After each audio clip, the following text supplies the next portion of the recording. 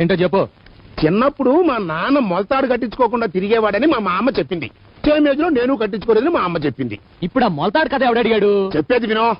చిన్నప్పుడు నువ్వు మొలతాడు కట్టించుకోలేదు, ఎప్పటికీ లేదనుకో. ఇదిగో నాకు మొలతాడు కట్టాలి, నీకంత సరదాగుంటే కట్టేసుకోండి. కథ చెప్పుకో. చెప్పేది పూర్తిగా వినో.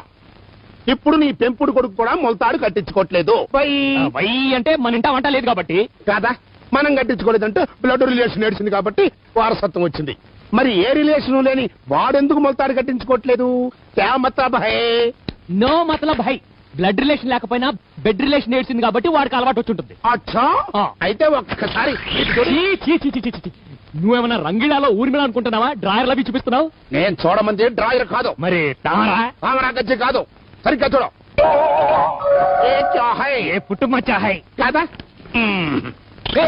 ఇది క్యా హై? ఇది కూడా పుట్టుమచ్చా హై.